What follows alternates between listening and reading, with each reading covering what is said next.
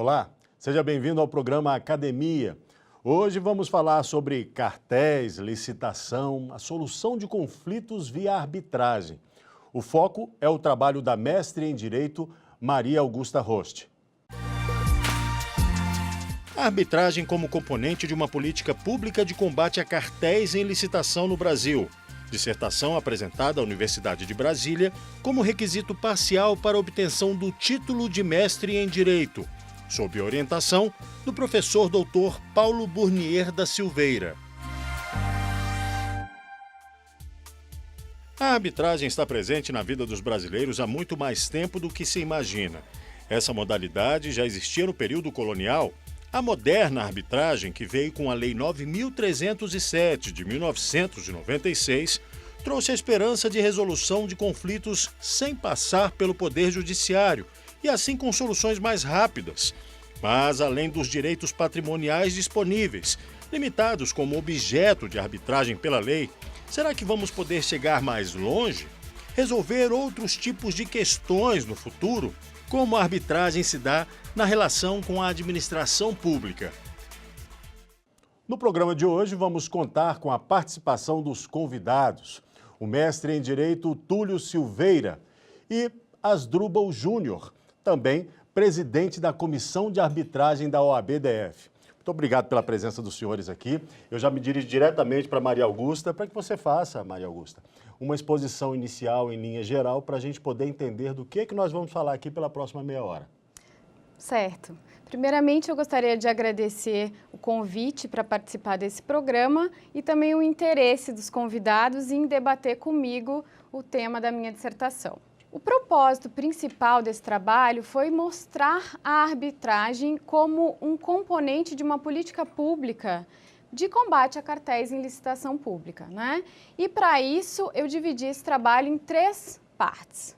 Num primeiro momento, eu discorro sobre a viabilidade da utilização da arbitragem como um componente de combate a cartéis, e aí eu trato sobre a persecução pública, que é aquele combate efetuado pelo CAD, pelo Conselho Administrativo de Defesa Econômica, e a persecução privada, que ela é realizada por meio da ação de agentes privados que ajuizam ações judiciais para fins de reparação dos seus danos esses que são decorrentes dos cartéis em licitação.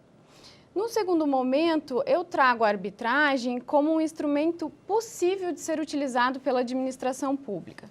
Nós tratamos aí sobre a alteração legislativa recente, de 2015, na verdade, em que houve a inclusão de dispositivos na lei de arbitragem que autorizam expressamente o uso da arbitragem pela administração pública.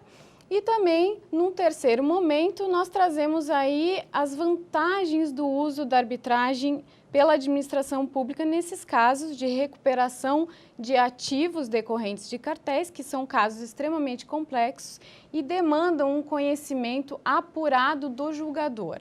Eu entendo que a arbitragem pode ser, sim, um meio efetivo para a recuperação desses ativos, na medida em que os árbitros são muito capacitados, em regra, para julgar esse tipo de matéria, e o procedimento arbitral, ele é flexível o suficiente e dá eficiência a essa recuperação desses danos, possivelmente experimentados pela administração pública. Então, em conclusão, eu trago a arbitragem como um mecanismo efetivo para que a administração pública se utilize em cartéis e também em atos colusivos, em condutas colusivas que afetem o direito da concorrência. Como é que se dá o uso disso na administração pública? Olha, acho que um bom exemplo para a sua pergunta é o caso do cartel, famoso cartel da Siemens, né? Que houve uma licitação para o metrô de São Paulo, em que se descobriu, então, um cartel, e o líder desse cartel era a empresa Siemens, né?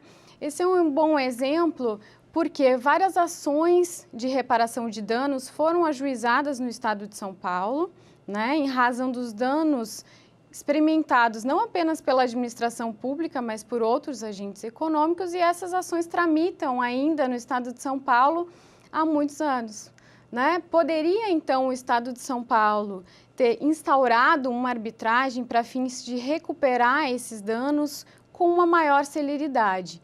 É evidente que há necessidade da existência de uma convenção de arbitragem. Isso significa que a parte que vai se submeter a essa arbitragem e o Estado de São Paulo, por exemplo, deveriam ter firmado ou uma cláusula arbitral, que estaria aí no edital de licitação, no contrato administrativo, ou mesmo um compromisso arbitral, né, que seria firmado posteriormente assim que surgido o litígio, né? Então, acho que esse é um bom exemplo que mostra que dentro de uma licitação, dentro de uma contratação pública, é possível se utilizar da arbitragem para recuperação de danos provenientes desse cartel.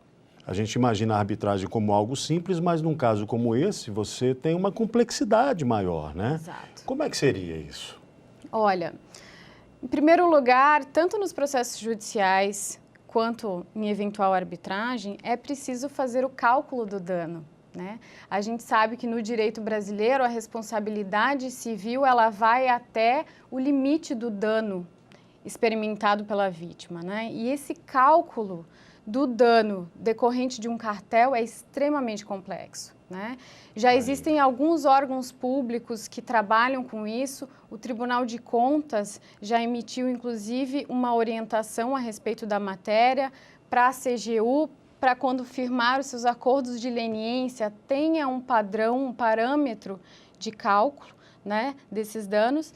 E, infelizmente, o nosso Poder Judiciário não está equipado o suficiente para fazer esse cálculo, né? Por isso que eu chamo a atenção, então, para a expertise dos árbitros na matéria, que pode, sim, ser um diferencial para a resolução desse problema. Quanto mais preparados, melhor. Vamos chamar a participação agora dos nossos convidados. Primeiro, eu agradeço a vinda aqui do professor, do Dr. Asdrubal. Por favor, faça a sua pergunta sobre a dissertação da Maria Augusta. Muito obrigado, agradeço também a oportunidade de participar do programa.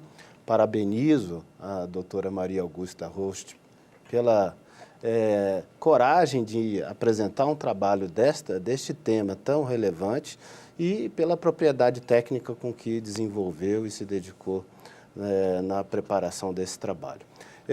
Uma coisa que me inquietou na leitura, que eu gostaria que ela aprofundasse um pouco mais esse tema, para a gente poder ver alguns aspectos que se possam levar a uma necessidade de uma eventual formulação de regras complementares ou não, até, primeiro, se a legislação como presente hoje, além da reforma da lei de arbitragem em 2015, se a legislação hoje já autorizaria de imediato se aplicar ou se precisaria de algum ajuste normativo, legal, para que isso pudesse se materializar. E aí, fazendo gancho com essa pergunta, de que maneira uma decisão emitida na arbitragem poderia ou não implicar em eventual colidência com uma decisão que pudesse ser emitida pelo Tribunal do Conselho Administrativo de Defesa Econômica, do CAD, ou seja, se pode ter um conflito disso ou se caberia estritamente ao Tribunal Arbitral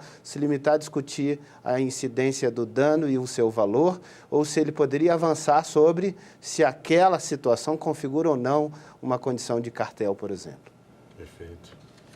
Certo. Bom, na primeira parte da pergunta, nós temos, então, se a administração pública poderia, desde logo, se utilizar da arbitragem ou se haveria necessidade de algum ajuste legislativo. Eu entendo que não. Entendo que, mesmo antes da alteração legislativa de 2015, a administração pública já poderia se utilizar da arbitragem, não é? Mas havia ainda muita celeuma, tanto na doutrina quanto na jurisprudência a respeito da matéria, e a alteração de 2015 veio, então, extirpar qualquer tipo de dúvida a respeito da possibilidade da utilização da arbitragem pela administração pública. Com relação à colidência, eu não entendo que exista qualquer tipo de colidência, isso porque no âmbito da arbitragem o que se discute é uma demanda específica que foi direcionada àquela jurisdição pelas partes. Numa arbitragem, os árbitros não estão não são competentes para julgar qualquer matéria relativa ao poder público. E aí, vamos imaginar nas demandas sancionatórias que são de competência do CAD, né? O CAD decide o que está relacionado ao poder público, à ordem pública, não é? E na arbitragem se decide uma questão específica, um litígio específico, apenas e com influência, com consequências jurídicas apenas entre as partes. Parabenizo o excelente trabalho que foi desenhado pela nossa expositora. Realmente é um conteúdo de envergadura. Falar em arbitragem no Brasil hoje é tentar trazer um desafogamento do Poder Judiciário naquilo que o interesse seja disponível. Aproveitando o gancho da pergunta do professor Asdrubal, eu me refiro àquela questão relacionada à própria cláusula arbitral. Discute-se hoje na doutrina se é necessário a sua existência já nos editais de licitação. Alguns entendem que não seria necessário, outros entendem que sim, que seria necessário. Aí eu lhe pergunto, no sentido da obediência ou homenagem ao princípio da vinculação ao instrumento convocatório, previsto na própria Lei 8.666, se seria efetivamente necessário constar a cláusula arbitral, as suas condicionantes e até que ponto o poder público, ao celebrar esta cláusula arbitral, ao estabelecer essas cláusulas dentro do contrato administrativo já, qual seria, na sua opinião, aí, a necessidade destas cláusulas já no edital e quais seriam os seus alcances específicos no sentido da disponibilidade dessa transação? Com relação à necessidade ou não da inclusão da cláusula de arbitragem, desde logo nos editais de licitação, em razão do princípio da vinculação ao edital, eu entendo que não há essa necessidade específica, justamente porque a administração pública ela pode posteriormente firmar um compromisso arbitral para resolver aquele litígio. No entanto, seria indicado. Na minha dissertação eu coloco que sim, seria maravilhoso se a administração pública incluísse em todos os editais, justamente pelo fato de que isso aumenta a repressão, justamente as condutas colusivas, porque isso aumenta o custo de oportunidade dos agentes econômicos, né, quando forem praticar alguma conduta ilegal. Então, a inclusão da cláusula de arbitragem, ela refreia o ímpeto colusivo dos agentes econômicos, uma vez que a arbitragem poderá vir a solucionar aquele problema de forma mais rápida, de forma mais ágil. Agora, com relação à vinculação do princípio ao edital, eu me alinho ao entendimento do professor Eduardo Talamini quando diz que a cláusula de arbitragem se refere à matéria de ordem processual e não de matéria de ordem material e, portanto, não haveria qualquer prejuízo aos competidores em uma licitação de que seja firmado um compromisso arbitral posterior. Bom, eu peço licença a Maria Augusta, aos nossos convidados também. Nós vamos fazer aqui um rápido intervalo. Daqui a pouco a academia estará de volta. Fique aí, hein?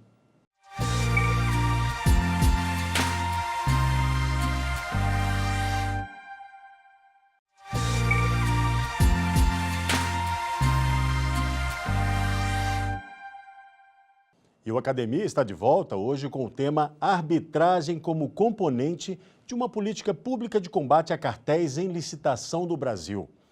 Com a expositora Maria Augusta Rost e os convidados debatedores Túlio Silveira e Asdrubal Júnior. Maria Augusta, quais são os mecanismos disponíveis para a reparação dos danos derivados dos cartéis em licitação pública? Como é que a gente pode colocar isso? Bom, existem dois vieses.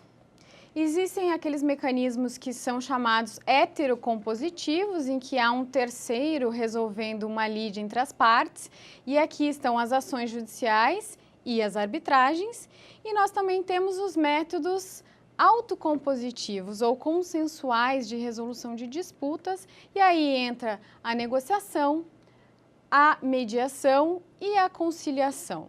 todos esses mecanismos podem ser utilizados para fins de responsabilidade civil, para fins de reparação de danos. Vamos pedir a participação aqui do professor Asdrubal, que é presidente da Comissão de Arbitragem da OAB-DF.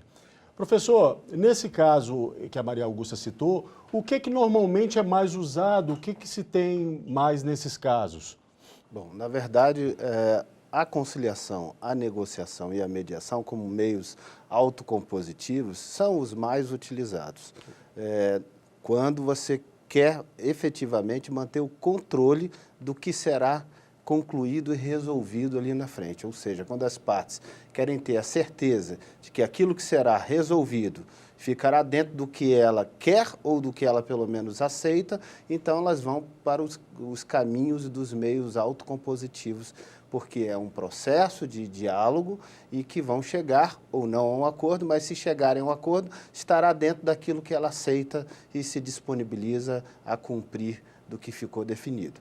Quando elas não têm a capacidade de desenvolver um diálogo com um nível de comunicação satisfatório, ou quando vem um distanciamento muito grande entre o que se interessa a um lado e o que se interessa ao outro lado, então, normalmente, os caminhos autocompositivos terão muita dificuldade de chegar a uma solução de consenso. Aí se caminha pelo caminho heterocompositivo, que é a ação judicial ou uma demanda perante uma arbitragem. E aí tem composição no sentido de se escolher que quer a arbitragem, há um acordo de vontades nesse sentido, e neste acordo subentende-se outros acordos, como aonde eu vou demandar, quais serão os árbitros, ou seja, uma série de acordos de vontade que são estabelecidos, mas se está, em última palavra, entregando a estas pessoas que forem escolhidas como árbitros neste tribunal arbitral, que eles venham a tomar a decisão de quem está certo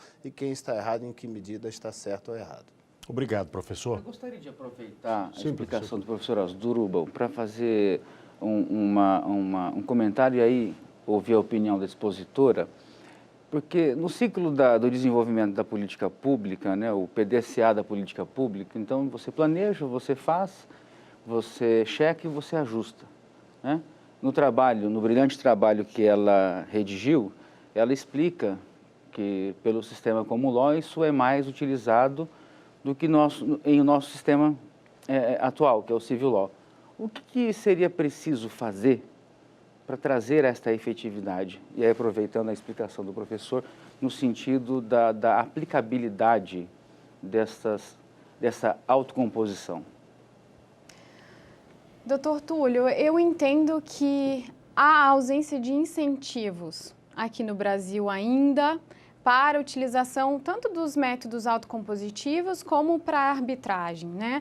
No âmbito do trabalho, eu trago inclusive que a arbitragem poderia ser benéfica ao programa de leniência do CAD, né? Na medida em que ela traz o sigilo necessário para se resguardar os documentos da leniência. No entanto, há necessidade de que existam incentivos para que os agentes econômicos queiram se submeter à arbitragem. É certo que aquele que praticou uma conduta anticompetitiva, o que ele quer, normalmente, em regra, é se evadir de qualquer responsabilidade, né? No entanto, para aqueles agentes econômicos que pretendem o saneamento de suas instituições, como foi o caso da Siemens, né, em São Paulo, foi ela que foi adiante, foi ao CAD e disse, olha, está acontecendo uma conduta anticompetitiva aqui e eu quero sanear a minha instituição, portanto, me submeter à legislação brasileira. Eu acredito que nesses casos, né, onde há interesse do agente, os incentivos são muito positivos para a utilização dos métodos autocompositivos e da arbitragem.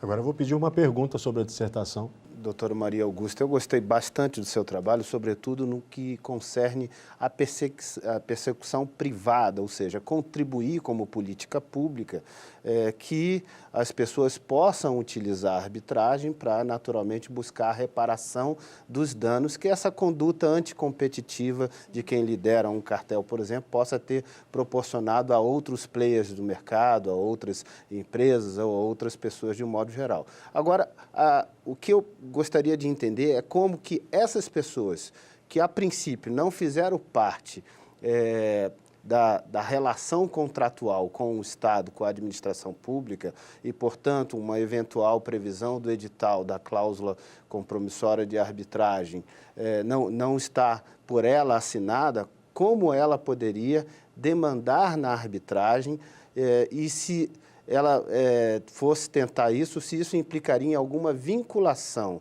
do demandado, que é aquele que seria, por exemplo, o player que liderou o cartel, como ele se vincularia a isso ou dependeria, nesta hora, de fazer um compromisso arbitral e de todos aceitarem aquele caminho. Ou se, por ele já ter assinado uma cláusula lá atrás, se ele já se vincularia à arbitragem, mesmo com outros personagens que não faziam parte daquela relação original. Perfeito. Acho que a pergunta entra também na seara dos incentivos, né? Mas sendo bastante objetiva, eu entendo que é possível, sim, que os outros players que não assinaram o contrato administrativo se submetam a uma arbitragem. Para isso, evidentemente, é necessária a convenção por meio do compromisso arbitral, né? Nós sabemos ainda que um cartel ele não é formado de um agente apenas, mas são vários agentes econômicos, né? Então, podemos imaginar a situação de que um agente cartelizado assinou o contrato e aí a demanda, e aí pode existir a relação por meio da cláusula compromissória, né? A relação arbitral, mas com relação aos outros agentes que participaram da licitação, por exemplo, mas não assinaram o contrato administrativo, a administração pública teria, sim, que firmar compromissos arbitrais, né? E é uma opção da administração pública, então, ir atrás apenas daquele agente que assinou o contrato administrativo ou de todos os outros. É claro que aí há necessidade de uma análise econômica para saber o que é mais viável, o que é mais interessante para a administração pública, não é? Mas isso é possível.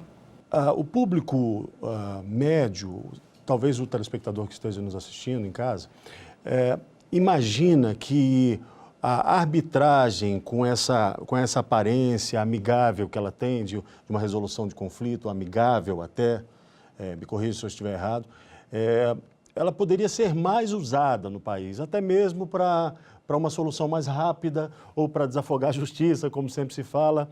Há ainda uma atuação tímida da arbitragem de uma forma geral? Olha, na minha concepção, ao longo dos anos, desde a edição da lei de arbitragem, a arbitragem tem sido utilizada cada vez mais aqui no Brasil, no entanto, ainda de forma tímida. Inclusive aqui no nosso Distrito Federal, já existem algumas câmaras capacitadas, especializadas na atuação da arbitragem. No entanto, a gente ainda vê a necessidade dos incentivos, né, para que os agentes econômicos entendam, compreendam que a arbitragem pode sim favorecer os seus negócios e não há nenhum tipo de problema de se submeter a um procedimento que inclusive é mais célere, mais eficiente, mas um procedimento privado, não é? Então eu acredito que faltam sim incentivos para a utilização das arbitragens ou dos métodos autocompositivos aqui no Brasil. Professores, no primeiro bloco, na reportagem, a gente jogava uma pergunta no ar. Será que nós podemos ir mais longe com a arbitragem? Queria a sua opinião. Eu acredito que a arbitragem, como uma ferramenta de solução de conflitos, autocomposição ou a espécie que seja, ela traz uma série de vantagens, porque você, ao mesmo tempo, consegue colocar à mesa interesses antagônicos, onde você tem a chance de obter um acordo, e aí eu falo sempre no acordo, e é realmente aquilo que a senhora comentou, de que todos ganham, porque o tempo de decisão ele é infinitamente mais curto do que se eu fosse me socorrer do Poder Judiciário. E eu vejo com a arbitragem a efetividade da decisão, que na composição, no acordo que é firmado, naquilo que é trabalhado, a chance de obtenção de êxito das partes ela é muito maior do que uma eventual decisão judicial transitada em julgado X anos depois da demanda ajuizada. Eu vejo que nós não temos o costume de utilizá-la, mas eu vejo que ela é uma vantagem substancial na solução de conflitos. Bom, na verdade, o que eu gostaria de fazer como consideração é que a arbitragem vem crescendo consistentemente no Brasil de forma progressiva. Mas esse é um crescimento silencioso, até pela característica da arbitragem. Então, ela vem crescendo em algumas cidades de uma maneira mais pujante, mais clara, em outras menos. Ela vai ganhando uma popularidade com o tempo e, naturalmente, ela começou com grandes negócios, conflitos de alta complexidade, e agora nós já enxergamos no mercado diversas instituições de arbitragem que conseguiram parametrizar o seu negócio para atender demandas menores, pequenas demandas, médias demandas, que vai criar uma amplitude que permitirá naturalmente a popularização da arbitragem. Mas a arbitragem veio para o Brasil para ficar, o crescimento foi a largos passos de maneira consistente, só que silenciosa. As pessoas no dia a dia ainda não perceberam claramente isso, porque ela estava ainda num escalão de grandes negócios. E agora ela está descendo para uma escala de médios e pequenos negócios, e aí nós vamos enxergar isso mais claramente no nosso dia a dia. Como a professora falou, a gente precisa de mais incentivo. Muito obrigado, viu, professor Asdrubal? Satisfação. Professor Túlio, muito obrigado. Professora Maria Augusta, muito obrigado por trazer esse tema aqui tão interessante. Parabéns pelo seu trabalho, né? Por compartilhar esse tema aqui com a gente. E meu agradecimento também a você que ficou conosco. Esperamos que você tenha gostado e que o tema tenha sido útil. Você pode assistir a íntegra deste e de programas anteriores disponíveis na internet. Acesse o nosso canal no YouTube, TV Justiça Oficial. E o nosso e-mail para sugestões é academia@stf.jus.br. Saúde e paz para você. Até a próxima.